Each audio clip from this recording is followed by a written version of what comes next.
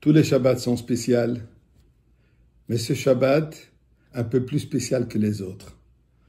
Il y a cette parole que les communistes disaient, tout le monde est égal, mais il y a certains qui sont un peu plus égaux que les autres.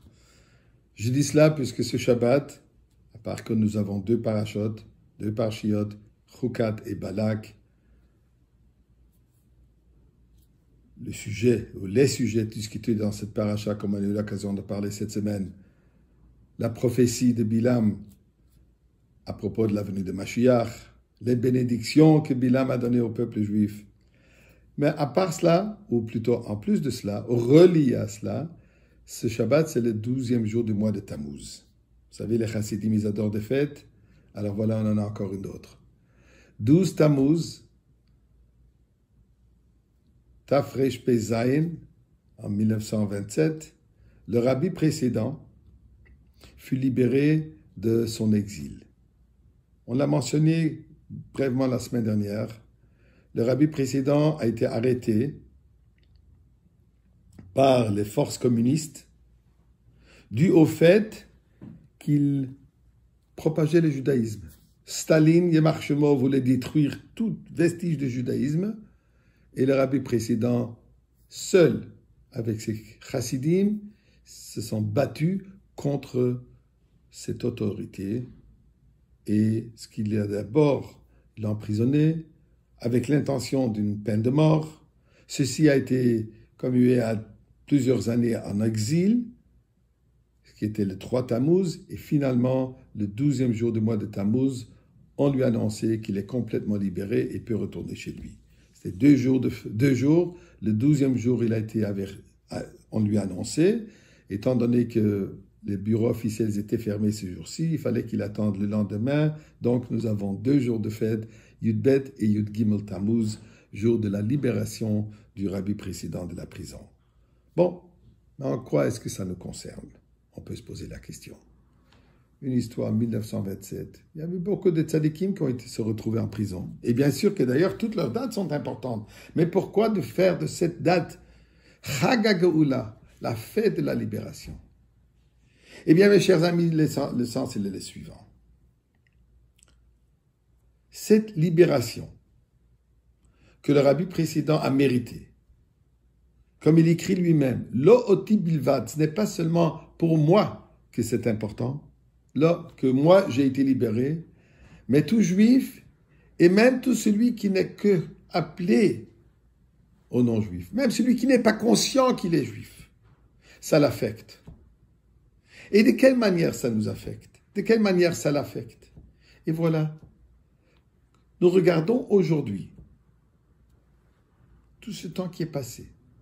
70 ans de communisme et de guerre contre tout ce qui était juif ou religieux. C'est ce qui se passe aujourd'hui dans ce qui était l'Union soviétique. C'est extraordinaire. Des centaines de centres de Torah et Mitzvot. Des Bet Rabat à travers toute l'Europe de l'Est qui œuvrent. Des écoles, des yeshivot, des Bet Rivka, des camps de vacances, des organisations d'œuvres charitables, des centres extraordinaires de Torah et Mitzvot. D'ailleurs, le plus grand centre physique, le centre communautaire juif physique au monde le plus grand, c'est Almata. Je m'excuse, c'est à Yaktrineslav, la ville où le Rabbi est né. D'Inia-Papatras, comme il l'appelle aujourd'hui. Donc, c'est ce combat que le Rabbi a mené alors, porte des fruits aujourd'hui en Europe de l'Est, mais pas seulement en Europe de l'Est. Puisque quand le Rabbi est arrivé aux États-Unis plus tard, il a transformé le désert spirituel qui était alors les États-Unis, qui sont devenus aujourd'hui ce que nous connaissons, le mot de Torah et Mitzvot. Tout cela, c'était par quoi? Par le Messirut Nefesh, par le sacrifice absolu de soi pour soutenir le judaïsme là où il était. Et c'est particulièrement important. Ce Shabbat où nous lisons la prophétie de Bilam par rapport à la venue de Mashiach, c'est ce Shabbat où nous devons réaliser que tel que le rabbi précédent a mis sa vie en danger Et avec lui, il a pris ses chassidim. Et comme il a dit un jour, la chose la plus difficile, c'était pour moi d'envoyer des chassidim, sachant que chas ve shalom, ils vont pas revenir vivants. Mais il fallait le faire, il fallait sauter dans le feu pour assurer la continuité du peuple juif. Baruch Hashem, nous vivons aujourd'hui dans un monde où on n'a pas besoin de ce Messirut Nefesh. Messirut Nefesh veut dire donner de soi, donner de sa volonté, transformer nos volontés et nos besoins dans le monde matériel, le donner à Kadosh Baruch Hu pour Torah et Mitzvot, pour propager le message de Torah et Mitzvot. Et c'est sûr et certain que c'est ce que Bilam a dit. Alors, je le vois, mais pas proche. Aujourd'hui, c'est très proche. Et beaucoup plus proche encore qu'on le pense. Puisqu'aujourd'hui, nous allons mériter la venue de Mashiach. Et nous allons, espérons, encore allumer les bougies de Shabbat à Yerushalayim, qui est prévu pour 7h09 à Montréal, 8h28.